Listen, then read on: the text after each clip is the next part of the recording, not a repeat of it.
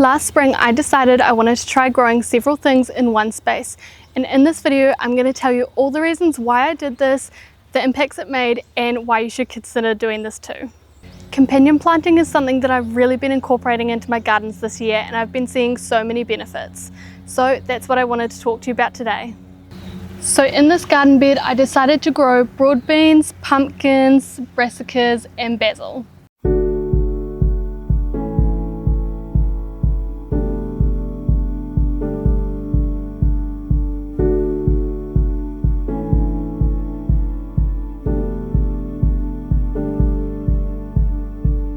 Diversifying the plants in a space can help to improve soil health.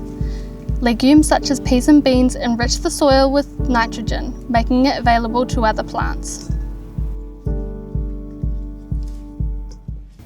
With these broad beans, each harvest we only really get enough for one meal, but the reason I plant them is not necessarily for us to eat, it is more so to enrich the soil, and they seem to be doing a great job.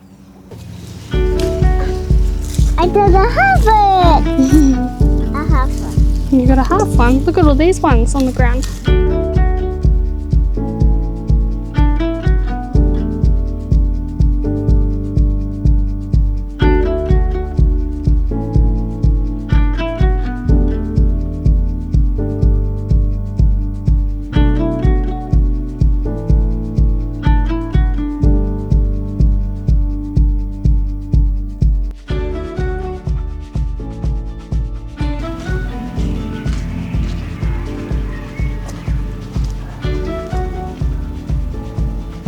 Now I have just sown some peas, and again the goal with these is not to get meals and meals worth out of them, because that just wouldn't be cost effective for our big family. We don't really have enough land to grow that many, and they're pretty cheap to buy from the supermarket frozen anyway.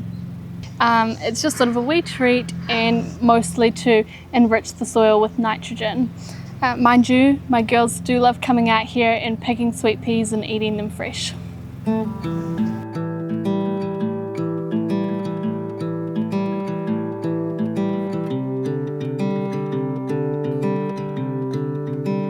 By planting plants with different root structures together, you can aerate the soil and allow the plants to pull nutrients from the different soil profiles. And deep-rooted crops like melons, tomatoes and comfrey pull water and nutrients from deep within the soil profile, making it more readily available for plants with smaller roots. By choosing companion plants that complement each other's nutritional needs, you minimize the need for artificial fertilizers and promote healthier soil in the long run.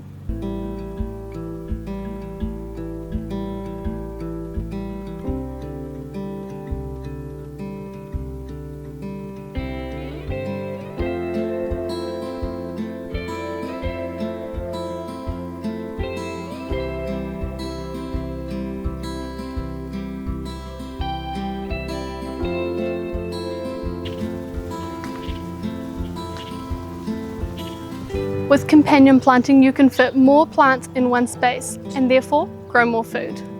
You can do this by pairing tall and short crops like I did with the broccoli and pumpkin, or by pairing fast-growing crops like radish and lettuces with slower-growing plants like onions and Brussels sprouts and carrots. Just keep in mind different root depths of the plants you're wanting to put in the same garden bed, making sure that they're all different lengths, minimizing any competition for water and nutrients beneath the soil. Just take into consideration that different plants like different amount of watering as well when planting your companion garden bed. Please. Chicken. Including herbs and flowers in your garden bed is also a great idea. Not only are they a great addition to your kitchen once harvested, but are a great defense line against pests. Marigolds repel pests like snails and aphids, while others like dill and catnip attract ladybugs, which love to eat aphids. Having flowers amongst your garden beds will also attract pollinators that will then go on to pollinate your crops, which in turn will lead to a higher veggie fruit yield.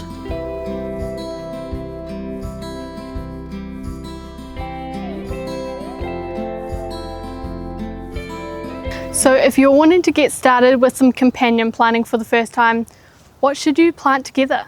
Well, a great place to start is with tomatoes, basil and marigolds.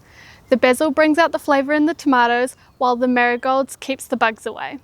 Another great one is known as the Three Sisters, and that's your corn, squash and beans. The corn is used as a trellis for the beans to climb up, while the squash can take up the space on the ground. Now, there are some plants that don't work so well together.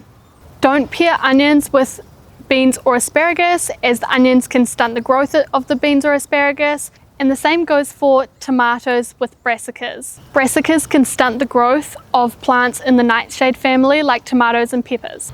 You also wouldn't want to plant potatoes and eggplants together because these compete for nutrients. Now, it's a good idea to keep your corn and tomatoes in separate garden beds because they are both heavy feeders and will deplete your soil of nutrients.